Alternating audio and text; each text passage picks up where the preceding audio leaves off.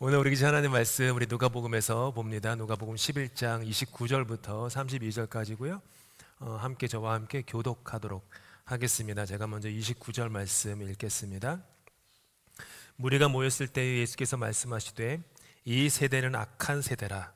표적을 구하되 요나의 표적 밖에는 보일 표적이 없나니 요나가 니느웨 사람들에게 표적이 됨과 같이 인자도 이 세대에 그러하리라.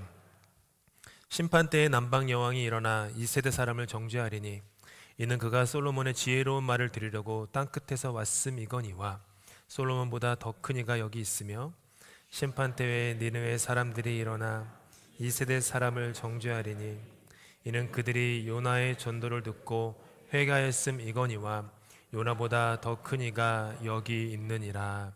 아멘. 바로 지금 여기 라는 제목으로 말씀 나누겠습니다. 오늘 설교의 결론부터 말씀을 그냥 드려요. 결론은 소중한 것은 언제나 내 곁에 있다. 이게 제 설교의 결론입니다. 바쁘신 분은 이제 나가셔도 괜찮겠습니다. 다 들으신 거예요. 설교 다 들으신 거예요. 소중한 것은 어디에 있다고요? 내 곁에. 바로 지금 여기. 단어를 넣자면 바로 지금 여기 이미 있다라는 것. 오늘 설교의 큰 주제입니다.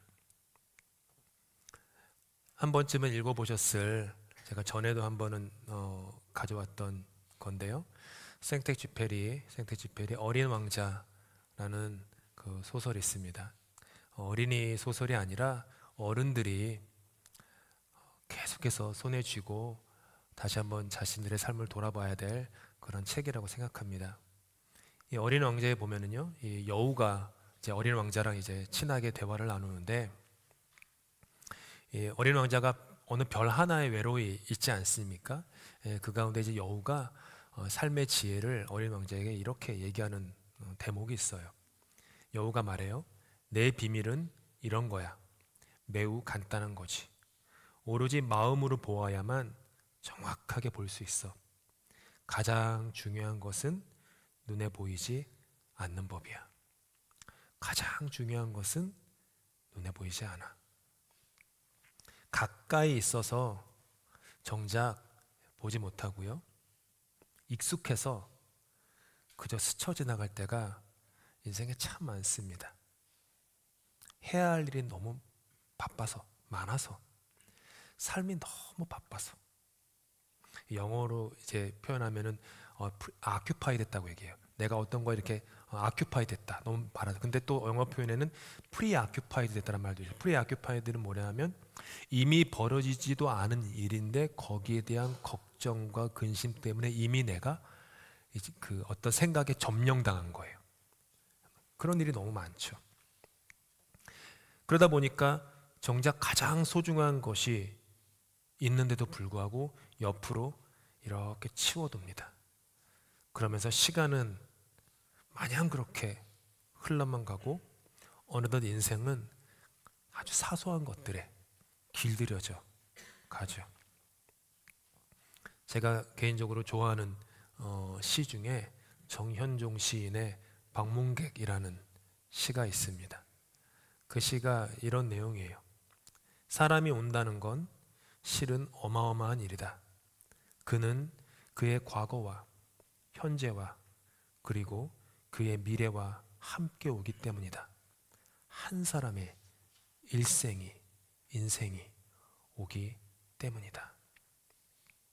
사람이 나에게 온다는 건 어마어마한 일이라는 거예요. 그 사람이 가진 과거와 현재와 미래 전체가, 그 사람의 일생 전체가 나에게 온다. 실로 대단한 일이다. 그렇게 한 사람의 인생이 나의 곁에 찾아왔습니다. 나의 과거와 현재와 미래를 그 몸 안에 다 담고 나에게 찾아왔습니다. 죽음의 비명과도 같은 그 비명으로 잉태한 연인인 나를 위해서 찾아온 것입니다. 그분은 임마누엘이라고 불려서 그분의 사랑인 내 삶 곁에 늘 그렇게 함께 하십니다. 그 모든 것을 그분의 삶에 다 담고서 한 사람의 인생이 나에게 찾아온 실로 어마어마한 일이었습니다. 그런데 안타깝고 아쉽게도 그분의 사랑은 짝사랑이 되었습니다. 나는 내 곁에 있는 그분 인생의 무게와 깊이를 잘 인식하지 못하고 살아갑니다.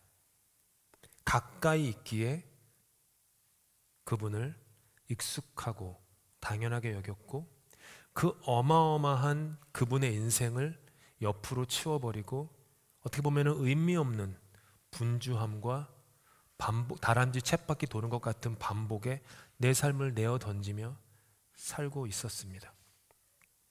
진리를 바로 내 곁에 두고서도 나는 진리를 보지 못했던 것입니다. 참사랑이 늘 내 옆에 그렇게 머물러 있었는데 나는 계속해서 또 다른 사랑을 찾아서 헤매이기만 했던 것입니다. 용서가 내 앞에 있었는데, 은혜가 바로 내 눈앞에 있었는데 없다며, 용서가 없다고 내 삶에 은혜가 없다며 계속 헤매기만 했습니다. 내 영혼이 무감각해진 겁니다. 너무 무감각해져서 가까이 있는 예수님을 땅끝처럼 멀게만 만들고 마음은 냉랭하고 차가워지고 굳어졌던 것입니다. 그런데 참으로 아이러니하게도요, 오늘 성경에서 예수님이 하신 말씀을 보니까 가까이 있었던 사람들은 그분을 몰랐는데 먼 데 있는 사람들은 그분을 알아보았습니다. 요나는 죄악이 관영한 원수 니느웨 도시에 가서 그 사람들에게 하나님의 말씀을 전하고 싶지 않았습니다. 어느 날 요나에게 하나님의 음성이 들렸어요. 가서 말을 전해라. 짧은 한마디였습니다. 아주 짧은 한마디. 심판이 오고 있다. 회개해라. 너무 짧은 말이잖아요. 심판이 온다. 회개하라. 근데 요나는 그 말을 그 사람들에게 전해주고 싶지 않았습니다. 민족의 원수였으니까요. 그래서 아시다시피 니느웨가 아닌 반대 방향으로 요나는 도망갑니다. 배에 타죠. 우리 어린이들이 좋아하는 성경 이야기잖아요. 배에 올라타가지고 큰 물고기 속에 고래인지 아닌지는 고래는 아닐 거예요. 뭔지 몰라요. 아무튼 큰 물고기 속에 있다가 남은 그 얘기죠. 도망가요. 반대쪽으로.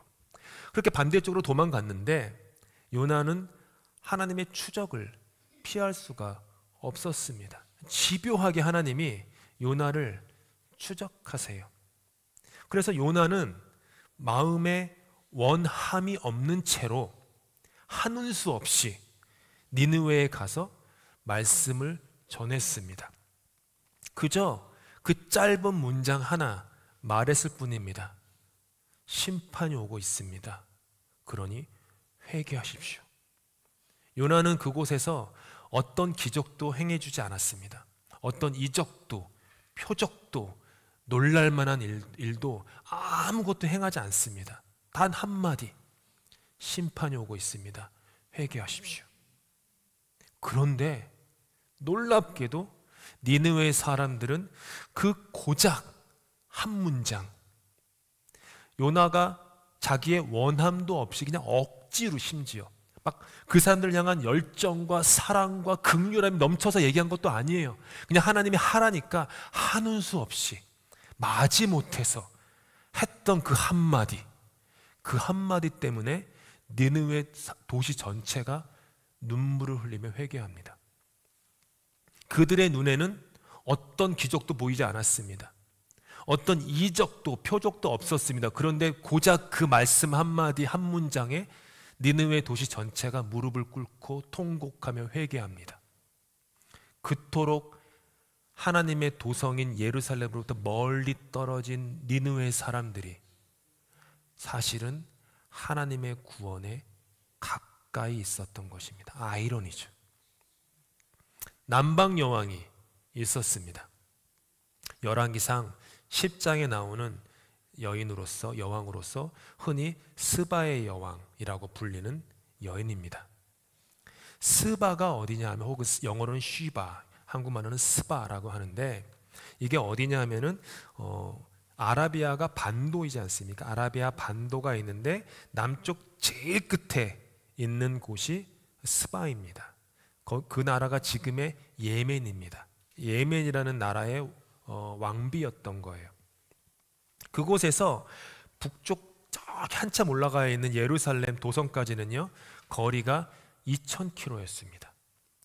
2,000km가 얼마일지 잘 상상이 되지 않으실 텐데, 지금 우리가 함께 예배드리는 이 예배당에서 동쪽, 오늘 영어 예배 때 물어보니까 동쪽이 저기라고 하더라고요. 맞죠? 여기가 동쪽이래요. 동쪽으로 그냥 쭉 가면, 제가 이 런던 한인교회 오기 전에 사역했었던 PEI, 프린스 에드워드 아일랜드의 이름도 알려지지 않은 조그만 어촌 도시인 머레이 하버라는 곳이 나와요. 딱 2,000km예요. 쭉 가면 딱 거기. 뒤쪽인 서쪽으로 운전하셔서 2,000km를 쭉 가시면 어디가 나오냐 하면은 로키 산맥 동쪽 기슭에 있는 콜로라도 덴버라는 도시에 다다르십니다. 어마한 거리예요. 동쪽으로 가면 저 PEI 섬나라 끝, 섬나라는 아니죠, 섬의 끝. 서쪽으로 가면 로키 산맥 동쪽 기슭 덴버에 도착하세요. 자동차도 없던 시대에, 비행기도 없던 시대에 여인은 거기서부터 예루살렘을 찾아왔던 것입니다. 성경은 그래서 그곳을 땅끝이다, 오늘 예수님도 땅끝에서 왔다, 그 여인이 그 얘기를 해요. 그럼에도 불구하고 이 남방 여왕은 솔로몬의 지혜 한마디였어요. 지혜의 한마디를 들으려고 그 땅 끝에서 찾아왔던 겁니다. 그녀는 아라비아 사막을 지나고요, 유명한 유적지인, 요즘 한국 분들에게 유명하다고 하던데요, 페트라 인근의 황무지를 가로지르는 험난한 여정이었습니다. 하지만 그녀는 조금도 마다하지 않고 광야를 지나서 계속해서 위로 올라갔습니다. 그녀에게는 수없이 많은 금은보화가 있었지만 그녀의 마음 안에는 세상의 모든 금은보화로도 채울 수 없는 공허한 큰 공간이 있었던 거예요. 남방의 장렬하는 태양은 뜨거웠지만 그녀 안에는 말씀의 불꽃이 더 타올랐던 거였습니다. 여왕이었지만 진리 앞에서 기꺼이 무릎을 꿇고자 하는 겸손한 구도자가 되었던 것입니다. 그녀의 몸은 그토록 멀리 떨어져 있었지만 마음은 진리에 가장 가까웠었어요. 그리고 아주 짧은 지혜 한 문장 앞에서 그녀가 내려놓은 것은 자기 확신이었습니다. 그리고 그곳에서 그녀가 얻어간 것은 삶의 정답이 아니라 삶에 대한 경외심. 삶이 참 놀랍구나. 내가 사는 인생이라는 게 정말 신비롭구나, 보배롭구나 라고 하는 그 삶에 대한 경외심, 그걸 깨닫고 그녀는 자기 나라로 돌아갔습니다. 밖에 보일지 모르지만 나중에 예배 끝나고 밖에 나가셔서 하늘을 한번 보십시오. 별을 보실 수 없습니다. 밝은 대낮에는 하늘에 떠 있는 별을 볼 수 없습니다. 영원한 별들이 얼마나 찬란하게 저 하늘 위에 이렇게 떠 있는지를 보기 위해서는 먼저 어두워져야만 합니다. 내 영혼의 깊은 어두움, 내 영혼의 절망, 내 영혼의 공허함, 전도서 기자가 말한 것처럼 헛되니 모든 것이 헛되도다 하는 그것을 계속해서 외면해서는 우리는 우리 삶의 은총의 기회들을 놓치며 살아가게 될 것입니다. 그러다 보니 예수의 영원한 불빛이 마음의 하늘에 떠오르지 못하는 것이죠. 교회 담장, 여기 담장 있어요. 이 담장 이 안쪽에서 울려 퍼지는 향기로운 기도와 웅장한 찬송 사이에서 그분의 음성을 듣지만 너무 익숙하고 반복되어서 내 심장을 두드리지 못할 때가 많습니다. 말씀은 마치 내 곁에 늘 있는데 깨닫지 못하는 공기처럼 그냥 내 인생에서 스쳐 지나갑니다. 저도 말씀을 가르치는 사람이죠. 일주일에 말씀을 가르치기 위해서 꽤 많이 노력하고 또 노력합니다. 오늘 예배 끝나면 오늘 이제 오후 저녁부터 다음 주 설교 준비에 들어갑니다. 그러면서 다음 주 우리는 본문이 정해졌잖아요. 늘 우리는 본문이 정해졌기 때문에 다음 주의 본문을 딱 보고서 다음 주는 이제 등불에 대한 내용이던데 그걸 제가 계속 묵상하면서 그 연구 서적들을 이제 주일 저녁에 정리를 하는 시간입니다. 그래서 막 제 컴퓨터에다가 그냥 생각나는 대로 막 두서 없이 막 적습니다. 그러면 어떨 때는 6장, 어떨 때는 10장, 열 몇 장이 막 적어가요. 막 제 생각들을. 그러고 난 다음에 월요일, 화요일 또 생각하고 또 묵상하고 그러다가 어떤 하나의 한 단어나 문장이나 혹은 그 안에 숨겨진 어떤 그 정신에 이렇게 꽂히게 되면 그것을 집요하게 또 쫓아갑니다. 집요하게 쫓아가요.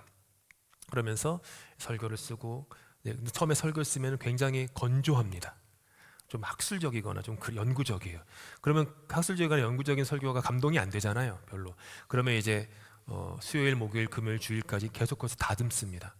어떻게 하면 성도인들 삶에 가깝게 다가갈 수 있는 표현이 있을까? 어떤 예화가 있을까? 어떤 인용구를 말할 수 있을까? 혹은 내 감정들은 어떨까? 내 옛날엔 어땠을까? 이런 걸 막 해요.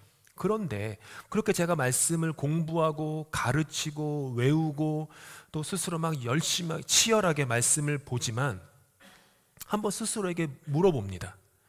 내가 말씀을 늘 곁에 두고 살아가는 내가 말씀 앞에서 울어본 적은 언제였던가? 그 생각을 해봅니다. 정작 말씀은 늘 내 곁에 있었는데 나는 그 말씀 앞에서 내 영혼의 깊은 심연을 돌아보면서 가슴을 치며 운 적이 얼마나 있었던가? 나는 그냥 목사로서 말씀을 써먹기만 하지 않았는가? 사용하고 있지만 않았던, 아니면 그냥 기독교인, 종교인으로서 말씀을 더 가까이 해야 되니까 그런 의무감을 하진 않았던가? 이런 생각을 해봅니다. 여러분은 어떠십니까? 말씀에 울어본 적이 언제셨습니까? 그리고 그렇게 내가 삶의 소중한 것들을 스쳐 지나가는 사이에 나로부터 너무나도 먼 도시 니느웨의 죄악되고 거칠고 더러운 그 거리에는 말씀 한 구절이 울려 퍼졌고 고작 그 한 구절에 온 도시가 울었습니다. 남방의 사막 모래바람을 뚫고 온 여인은 자신의 말을 멈추고 귀를 열었고 자기의 말이 아닌 말씀 앞에 자기 생에 소중했던 보석들을 내려놓았습니다. 자극적이고 눈에 보이는 감각적 확신이 아니라 말씀 한 절에 그렇게 내려놓은 것입니다. 유명한 의심하는 도마가 예수님이 부활을 믿지 못하겠다고 했어요. 내가 그 예수님의 부활의 몸을 보기 전에는, 그분이 찔리신 창에다가 내 손가락을 넣기 전에는 믿지 못하겠다. 뭐예요? 봐야 믿겠다. 감각적 확신, 뭔가 기적, 이적, 표적이 내 앞에 있어야지 내가 믿겠다라는 거였고, 예수님은 기꺼이 도마 앞에 부활의 몸으로 찾아가셨습니다. 그리고 도마에게 말하십니다. 네 손가락을 들어서 옆구리에 뚫린 창에다가 이 손가락을 넣어보아라. 도마가 못 넣어요. 감히 못 넣죠. 예수님이 딱 한마디 하세요. 네가 본고로 믿느냐? 보지 않고도 믿는 자가 복되다. 보면은요 다 믿을 수 있습니다. 앞에서 기적이 벌어지는데 왜 안 믿습니까? 앞에서 이적이 벌어지고 놀라운 일들이 막 어마무시한 일들이 막 벌어지고 있는데 안 믿을 사람이 어디 있습니까? 근데 예수님은 말씀하셨어요. 보지 않고도, 감각적인 확신이 없어도, 눈에 보이는 증거가 없어도 믿는 사람, 그 사람이 행복한 사람이다 라고 얘기하세요. 파울로 코엘료의 연금술사라는 놀라운 책이 있습니다. 강력하게 추천해드리는 책이고요. 이 연금술사라는 책은 그 스페인 순례길 까미노 드 산티아고를 이제 파울로 코엘료가 다닌 후에 산티아고라는 곳에 가는 것이기 때문에 소설의 소년의 이름을 산티아고로 지어가지고 썼던 자신의 영혼의 삶의 의미를 찾아가는 구도자의 소설입니다. 스페인의 한 양치기 소년 산티아고였습니다. 근데 어느 날 이 산티아고 소년이 환상을 봅니다. 환상이 뭐냐 하면 여기 그림이 보이나요? 저기 피라미드가 있잖아요. 저 이집트 피라미드 근처에 가면 보물을 발견하게 될 거야 라고 하는 예언적인 꿈을 꿉니다. 산티아고는 자신의 운명을 따르기 위해서 기르던 양떼를 다 팝니다. 여행 경비를 마련해야 해서요. 그리고 긴 여정을 떠납니다.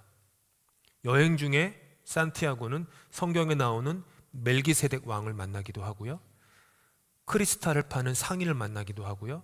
사막의 연금술사도 만나고 산적들도 만나고 이게 다양한 인간 군상들을 만나면서 삶과 우주의 비밀 그리고 나 자신을 품는 법을 배웁니다. 그리고 사막을 건너고 전쟁을 피해서 결국 피라미드에 도착합니다.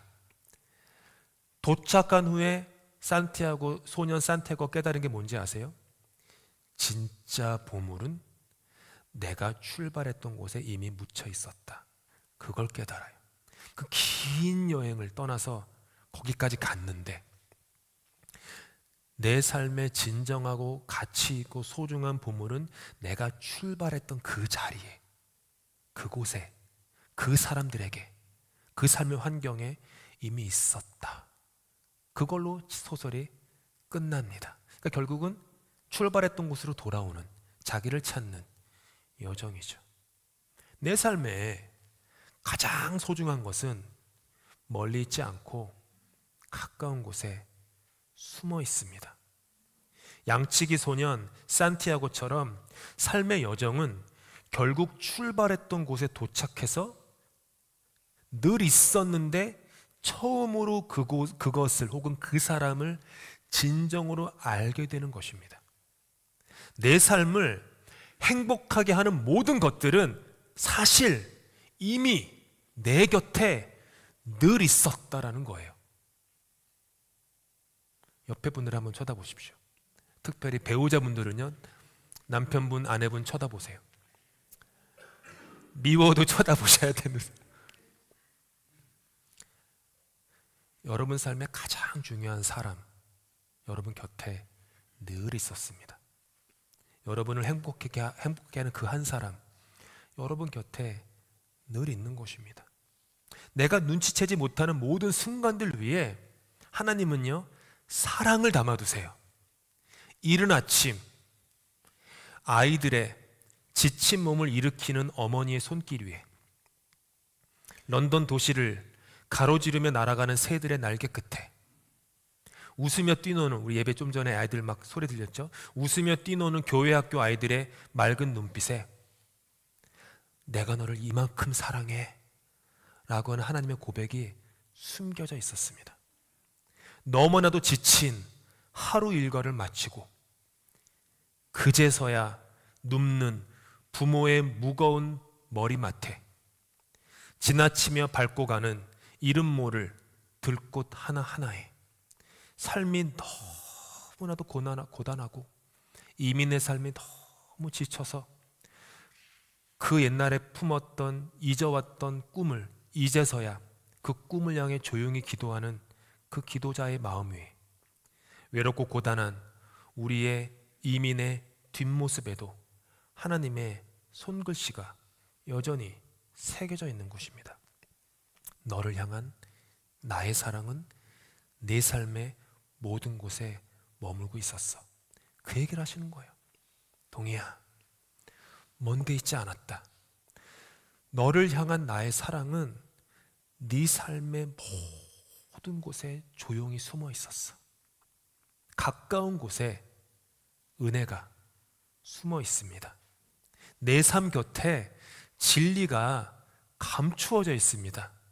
손만 뻗으면 닿을 곳에 용서는 그렇게 가리워져 있었던 것입니다.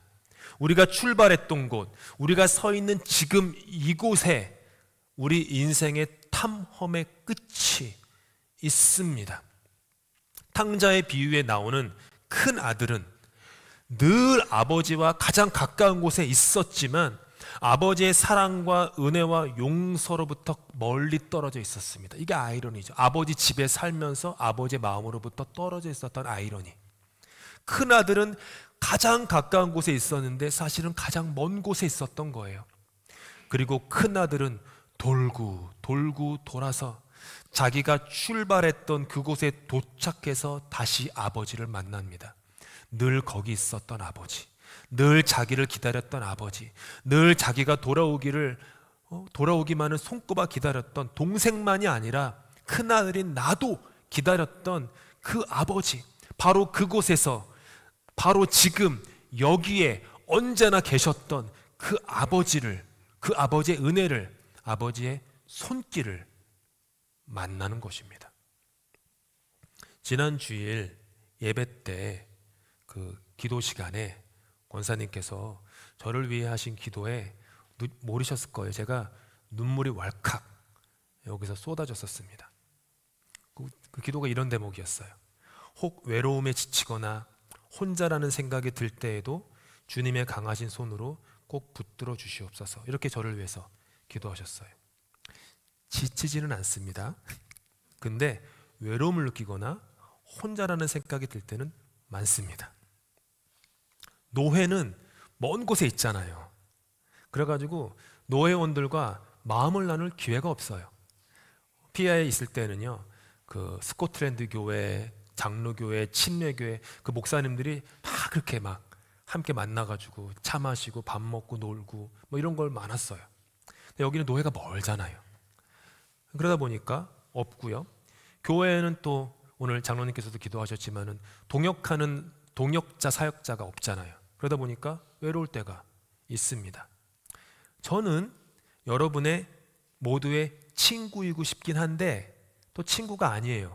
왜냐하면 담임 목사이기 때문에 아무래도 저에 대해서 부담을 가지고 거리를 두실 수밖에 없겠죠. 네, 그렇죠. 그런 게 목사의 인생이에요. 그런데 그럼에도 불구하고 외롭지 않게 함께하는 즐거움이 가득합니다. 영어 예배 리더 모임인 BOM과 회의를 할 때면요, 이 친구들이 40대 초반이에요. 80년생, 80년, 81, 82년 이렇게 돼 있는데요. 제가 예전에 캠퍼스 사역할 때 토론토 대학교에서 한 20년 캠퍼스 사역할 때 제가 가장 저랑 깊은 교제를 하면서 가르쳤던 학생들이 80년대 초반생들이었어요. 근데 이 친구들과 교제하고 신앙을 매주 만나가지고 제자훈련하고 막 그랬는데 나중에 다른 목회자가 저한테 그러시더라고요. 손 목사 그렇게 캠퍼스 가가지고 그렇게 먼 거리 여행해가지고 매주마다 수십 년을 가르쳤는데 그 청년들 손 목사가 섬기는 교회 교인 아니잖아. 쓸모없는 일을 하고 있다고, 쓸데없는 일을 하고 있다고 저한테 그러시더라고요. 그래서 왜? 그러니까 그 친구들 다 다른 교회. 제가 열심히 길러가지고요, 다른 교회 아주 중역들로 다 세웠어요. 정작 제 교회는 오지 않죠. 거리가 머니까. 그런데 몇 주 전에 그 생각이 들더라고요. BOM 딱 보는데 죄송하지만 얘네들이 다 그 나이대인 거예요. 하필이면 제가 그리워했던 그 나이대들 제 주변에 있더라고요. 그래서 하나님께 토론토 대학에서 가르쳤던 학생들은 없지만 이 사람들을 나에게 붙여주셨군요. 그런 생각이 팍 들더라고요. 이 친구들이요, 이 영어권은요, 이 고마움의 표시를 참 잘해요. 그래, 이 영어 문화가 있잖아요. 그래서 얼마 전에도 회의할 때도, 또 지난달에 회의할 때도 이 친구들이 눈물을 글썽이면서 저에 대한 감사를 표해요. 목사님 너무 감사하다고. 목사님이 자세하게 얘기 못하겠지만 이런 종류의 마음을 품지 않고 이런 종류의 마음을 우리를 대해줘서 너무 고맙다고 이렇게 얘기를 하더라고요. 지난 주일에는요, 모임을 마치면서 돌아가면서 센텐스 프레이어를, 센텐스 프레이어가 뭐냐면은 한 문장 기도, 그러니까 아멘을 하자고 한 문장씩 기도하는 그 센텐스 프레이어라고 하거든요. 한 문장 기도. 그렇게 하는데 한 BOM 그 친구가 이런 기도를 하더라고요. 2년 전에는 한 번도 꿈꾸지도 못했던 놀라운 사역들을 지금 꿈꿀 수 있어서 너무 감사합니다. 그 얘기를 하더라고요. 눈물이 그냥 왈칵 쏟아질 뻔한 걸 그냥 간신히 참았어요. 정말로 그렇더라고요. 2년 전에는 꿈꾸지도 못했던 일들을 꿈꾸고 있으니까. 그래서 이것도 하고 저것도 합시다. 막 너무 신이 나서 내가 그냥 다 해보자고, 다 하라고. 한국어 당회에서는 자주 모이고 있어요. 책 공부 때문에 이제 책 한 권이 끝나서 또 다른 책으로 모이자고 하면 싫어하실 것 같아가지고 제가 다 텀을 두고 모여야겠는데 많은 것들을 나누고 있는데 한결같이 선하신 분들이에요. 착한 분들이세요. 나이가 조금 있으세요. 그래가지고 나이가 있으셔서 어쩔 수 없이 전통적인 생각들과 그 부분들이 없을 수는 없는데 너무 감사한 건 언제나 마음을 열고 온 힘을 다해서 새로운 것을 받아들이려고 하세요. 그런 태도가 있으세요. 그게 너무 고마운 거예요. 목사님, 우리 이거 제가 지금까지 평생 신앙생활하면서 이건 안 해봤는데 그래도 시대가 변하니까 그래 한번 해볼까요? 이런 마음들이 있으세요. 그렇게 미지의 영역으로 발을 내디딜 때면 즐거움이 넘치죠. 그렇죠? 그때가 행복한 거죠. 그런데 저를 가장 행복하고 보람 있고 쓸모 있고 내가 소중하다라는 생각이 들 때가 있어요. 다른 그 무엇보다. 그것은 여러분 한 분 한 분이 어떻게든 말씀을 마음의 중심으로 삼아, 말씀을 마음의 중심으로 삼아 살기 위해서 그냥 아둥바둥 기를 쓰고 애쓰면서 살아가려고 하는 모습을 볼 때, 그때 저는 제일 행복합니다. 제일 보람 있고 내가 참 쓸모있다라는 생각이 듭니다. 그런 모습을 볼 때면 그냥 피로감이 싹 사라지죠. 혼자라는 생각도 싹 사라지죠. 지난 3주간 사진 한 장에 담긴 아침 묵상을 받아보셨을 겁니다. 그런데 3주 동안 아무런 피드백을 듣지 못했어요. 그래가지고요, 제가 제 아내한테 지난주에 우리 교인들에게 유익하지 않은가 보다, 아무런 피드백 못 들어가지고. 그런데 왜냐하면 카톡을 많이 받으실 텐데 하루에도 그냥 카톡 되게 성가시잖아요. 그런데 거기다가 또 하나의 그 성가심을 얹고 싶지가 않은 거예요. 그래서 그냥 그만할까? 그런 생각을 했었어요. 그런데 지난 금요일 행복으로의, 그러니까 엊그제 행복으로의 초대 말미에 조별 모임을 마치신 조장님들의 짧은 나눔이 있었는데 그때 처음으로 아침 묵상에 대한 피드백을 그날 처음 들었어요. 그날 처음 들은 거예요. 뭐냐 하면 누군가에게 하루를 여는 힘이 되고 말씀을 붙잡고 하루를 살아가는 힘이 되고 있다고 그렇게 들었어요. 목사로서 여러분들을 향한 소망은 거기에 있습니다. 말씀과 성령으로 예수 그리스도와의 인격적 관계에서 자라시는 것, 그걸 보는 것, 그게 제 소망이요 바람이죠. 힘드시고 어려우실 것입니다. 그래도 정답을 찾는 게 아니라 말씀으로 살아가려고, 어떻게든 말씀으로, 그 말씀의 글자, 문자가 아니라 말씀의 정신으로, 말씀의 그 생각으로 살아가려고 몸부림치는 것을 보면 너무 기쁘죠. 우리에게 진정으로 소중한 것은 어디 있어요? 바로 지금 여기에 있습니다. 마더 테레사 수녀가 마지막으로 이런 말을 했어요. 우리는 큰 일을 하려 하지 않습니다.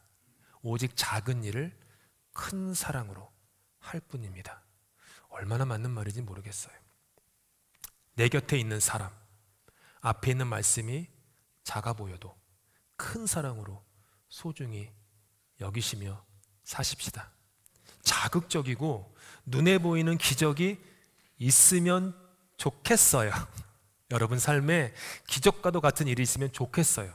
그래서 여러분이 가지고 있는 이 삶의 문제가 해결되면 좋겠어요. 하지만 그게 일어나지 않더라도, 자극적 확신이 없더라도 그저 여러분과 제 앞에 있는 그 말씀, 그것으로 신뢰하며 한 걸음 한 걸음 걸어 나가실 있기를 바랍니다.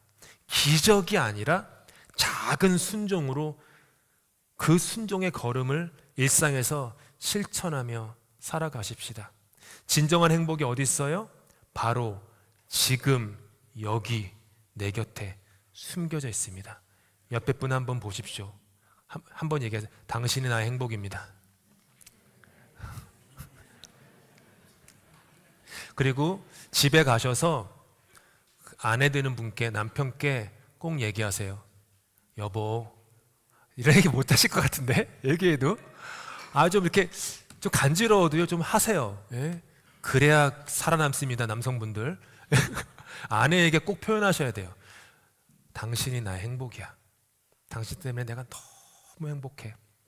그리고 다가오는 파더스데이 때 아내 되시는 분들, 남편분들 위해서 꽃 하나 꼭 장만하십시오. 비록 내가 어머니 날에 꽃을 못 받았어도 꽃을 못 받았어도 그냥 원수를 원수로 갚으면 안 되죠. 사랑으로 갚아야 되니까 라블러스나 어디 가셔서 코스코도 많은데요, 한 20불 정도면 돼요. 꽃 하나 사가지고 파더스데이 교회 오시기 아침에 슬쩍 꽃 하나 주세요. 그러면은 뭐 이렇게 돈 낭비하냐고 싫어도요, 그렇게 말해도요, 기뻐하세요. 다 그렇게 당신이 나의 행복이야. 그리고 자녀에게 전화 한번 하셔서 얘야, 네가 내 행복이야. 한국에 계신 부모님께 살아계시다면 전화하셔서 엄마 아빠가 내 행복이야. 늘 내 곁에 있었는데 내가 모르고 살았어. 이런 말 꼭 해주실 수 있는 저와 여러분 다 될 수 있기를 예수님으로 축복합니다. 기도하시겠습니다. 주님, 우리의 눈이 멀어 있었습니다. 늘 곁에 계셨고 늘 말씀하셨건만 우리는 너무 바빠서, 너무 익숙해서 주님은 스쳐 지나듯이 살아왔습니다. 진리는 멀리 있지 않고 은혜는 먼 곳에 숨은 것이 아닌데 우리는 뭔가 더 자극적이고 극적인 것을 기적과 표적이라는 이름으로 찾아 헤맸습니다. 그러나 주님, 오늘 우리가 깨닫습니다. 더 큰 이가 여기 계시고 말씀이 이미 선포되었고 사랑이 이미 우리 곁에 있었다는 것을 깨닫습니다. 요나가 단 한마디의 선포로 니느웨를 회개하게 했듯 말씀만으로도 충분한 이 믿음을 우리가 회복하게 하여 주시옵소서.